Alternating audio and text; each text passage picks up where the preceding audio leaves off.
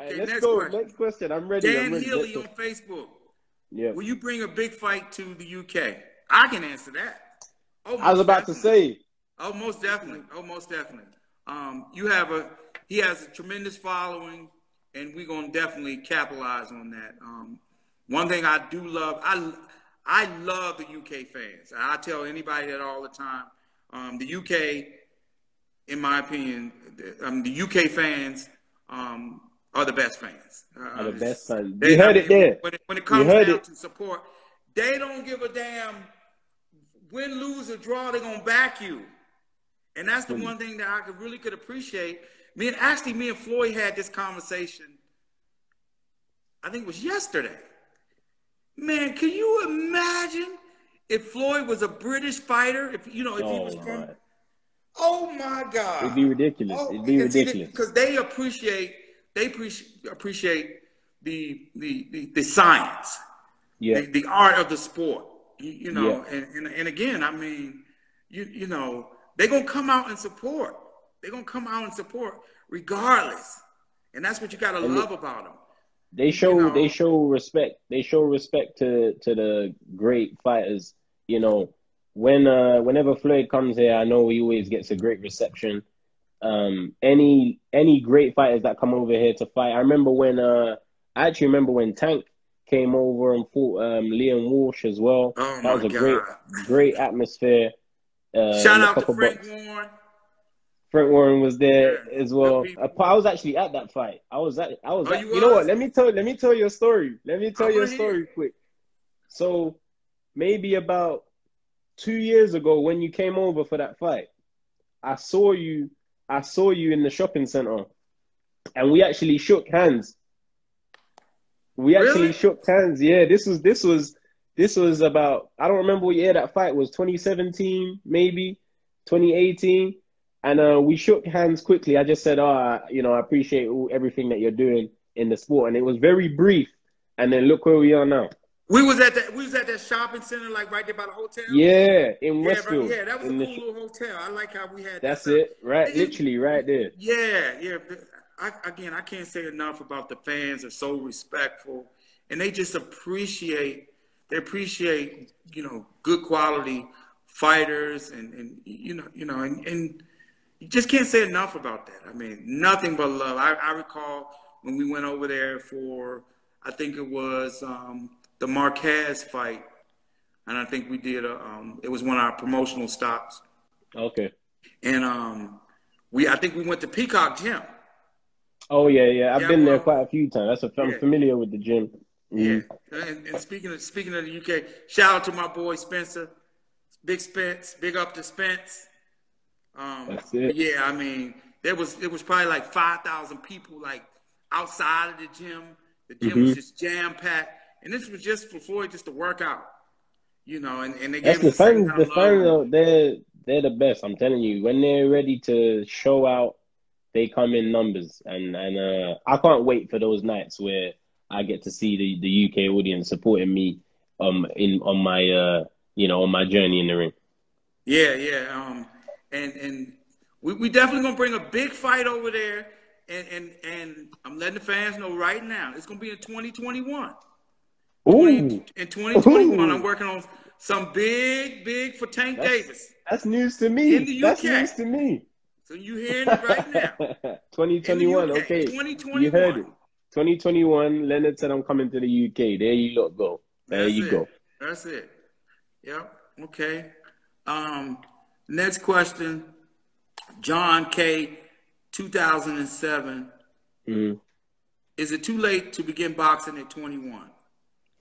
No, it's not too late to start boxing, but you do have to consider you will be going up against people that have been dedicating themselves their whole life. You could potentially be fighting people who started when I started, like 6 years old, 7 years old, 8 years old. So you will be behind, but it's not too late if you're willing to put the work in and catch up. If you're willing to basically fast track yourself and your knowledge and your growth and dedicate your life to it, then it isn't too late. And I think another huge factor is the weight category that you are. If you're 21 years old and you're in the lighter weight categories, then it is one of those things where you peak younger. If you know you're in the heavier weight classes, then 21, it might even be a perfect age to start. You might hit your peak at 32, 33 years old. So it depends on the weight, and it depends on if you're willing to fast track yourself to catch up with the others. Cool. Okay. Ben Cutler 23 on Instagram. How do you handle your nerves before a fight? I tell myself, I ask myself, in fact, why am I nervous? That's what I do. I break it down to myself and try and find a reason to why I'm nervous.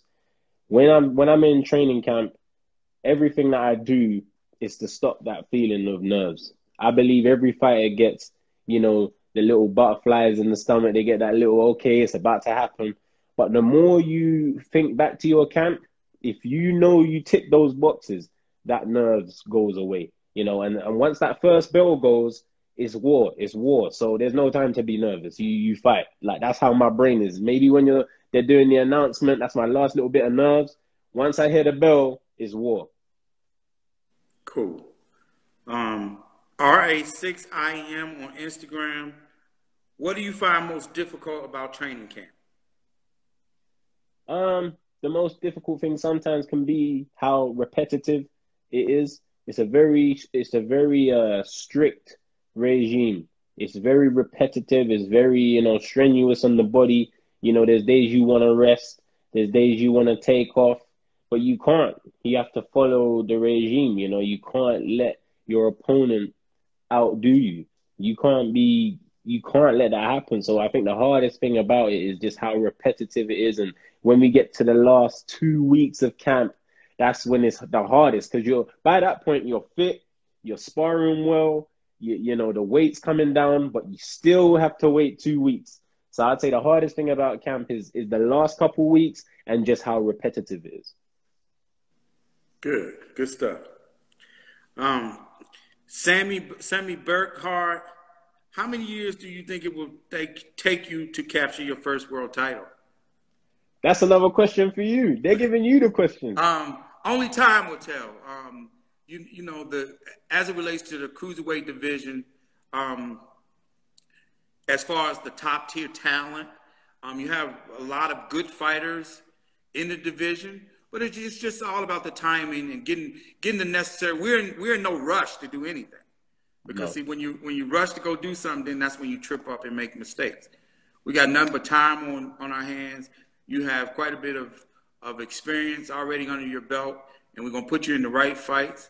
And I'm very, very confident you're going to become cruiserweight champion. Me too. Probably maybe, and then we move on to bigger and better things. So it's just nothing but time. Only time just stands in the way from you doing what you need to do. That's it. Okay. I can't wait. I know patience is key. Obviously, I want to throw myself in there with fighters that, we have to take time to work ourselves towards, but that's why I have the team around me. But ultimately, we're going to end up in the same place. That's on top of the sport, world champions, pay-per-view stars. And speaking of your team, shout out to Amir and Jeff. Specifically speaking on Amir, he's done a phenomenal job with your career.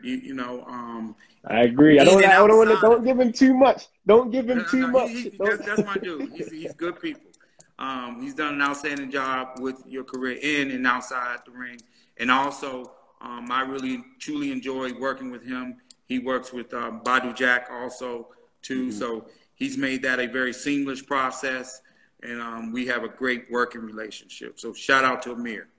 Shout out to him, man. I have to give it to him. He's done a great job so far managing me. He understands my vision. He sees where I want to be. He knows the path that I want to take. And, I can't.